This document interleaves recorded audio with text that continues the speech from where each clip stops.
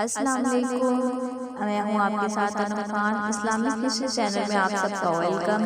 کیسے ہیں آپ سب؟ امید کرتی ہوں کہ آپ سب خیریت سے ہوں گے۔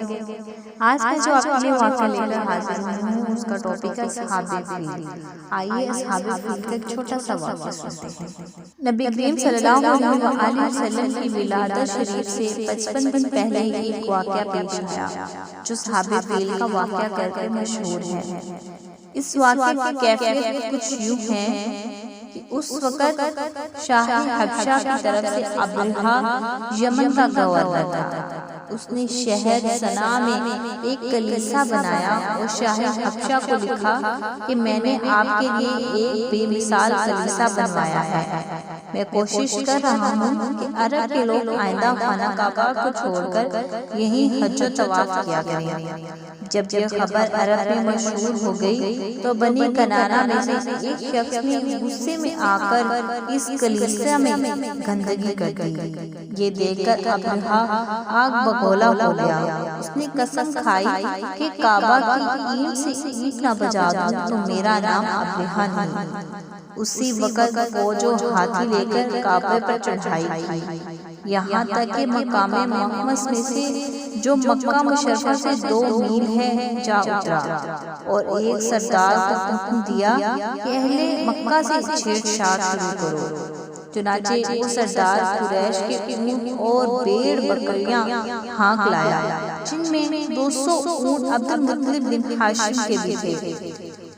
ابرہہ کی طرف سے حنادہ حمیری گیا اور عبد المطلب کو ابرہہ کے پاس لے آیا۔ ابرہہ نے عبد المطلب کا بڑا احترام کیا۔ دونوں میں بذریعہ ترجمان یہ گفتگو ہوئی۔ ابرہہ نے کہا، تم کیا چاہتے ہو عبد المطلب؟ عبد المطلب نے جواب دیا، میرے اونٹ واپس کر دو۔ ابرہہ بہت حیران ہوا اور بولا، تمہیں اونٹوں کا خیال ہے مگر خانہ کعبہ جو تمہارے اور تمہارے آباء و اجداد کا دین ہے جسے میں ڈھانے کے لیے آیا ہوں، اس کا نام کیوں نہیں لیتے؟ عبد المطلب نے جواب دیا، میں اونٹوں کا مالک ہوں، خانہ کعبہ کا مالک نہیں ہوں۔ جو خانہ کعبہ کا مالک ہے وہ اپنا گھر بچائے گا۔ ابرہہ خانہ کعبہ مجھ سے نہیں بچ سکتا۔ عبد المطلب نے کہا، پھر تم جانو اور وہ جانے۔ اس گفتگو کے بعد عبد المطلب اپنے اونٹ لے کر مکہ میں واپس آ گیا اور قریش سے کہنے لگا کہ شہر مکہ سے نکل جاؤ، پہاڑ کے دروں میں پناہ لے لو۔ یہ کہہ کر چند آدمیوں کے ساتھ خانہ کعبہ میں گیا اور دروازے کا حلقہ پکڑ کر یوں دعا کی، لا حم ان العبد یمنع رحلہ فمنع دارک لا یغلبن صلیبہم ومحالہم غدا ومحالک ان کنت تارک وقبلتنا وآمرنا بذالک۔ اے اللہ، بندہ اپنے گھر کو بچایا کرتا ہے، تو بھی اپنا گھر بچا۔ ایسا نہ ہو کہ کل کو ان کی صلیب اور ان کی تدبیر تیری تدبیر پر غالب آ جائے۔ اگر تو ہمارے قبلہ کو ان پر چھوڑنے لگا تو حکم کر جو تو چاہتا ہے۔ ادھر عبد المطلب یہ دعا کر کے اپنے ساتھیوں سمیت پہاڑوں کے درے میں پناہ گزین ہوا۔ ادھر صبح کو ابرہہ خانہ کعبہ کو ڈھانے کے لیے فوج اور ہاتھی لے کر تیار ہوا۔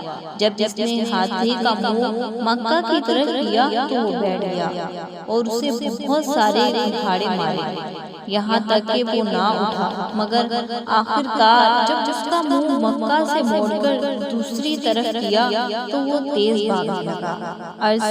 جب مکہ کی طرف اس کا منہ کرتے تو وہ بیٹھ جاتا، جب دوسری طرف اس کا منہ کرتے تو وہ اٹھ کر بھاگتا۔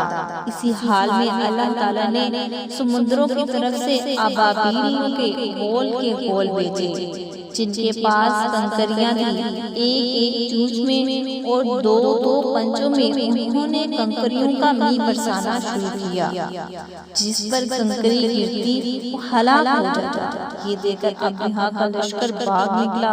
اسی طرح اللہ تعالیٰ نے اپنا گھر دشمنوں سے بچا لیا۔ قرآن مجید سورہ فیل میں اسی واقعہ کی طرف اشارہ ہے۔ قصہ صحابہ فیل میں دو طرح سے حضرت کی کرامت ظاہر ہے۔ ایک تو یہ کہ اگر صحابہ فیل غالب آتے تو حضرت کی قوم کو قید کر لیتے اور اپنا غلام بنا لیتے، اس لیے اللہ تعالیٰ نے صحابہ فیل کو ہلاک کر دیا تاکہ اس کے پاک حبیب پر حملے توفیقیت کی حالت میں اسیر یعنی غلامی کا دبا نہ لگے۔ اور دوسری کرامت یہ ہوئی ظاہر کہ صحابہ فیل نصارہ اہل کتاب تھے جن کا دین قریش کے دین سے جو بت پرست تھے اور یقیناً بہتر تھا، اگر یہ کہ حضرت کے وجود و باوجود کی برکت تھی۔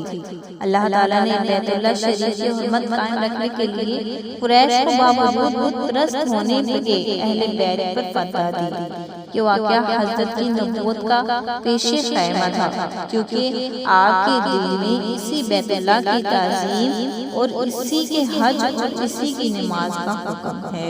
اس واقعے سے ہمیں پتہ چلا کہ اللہ تعالیٰ بے شک بہترین تدبیر کرنے والا ہے۔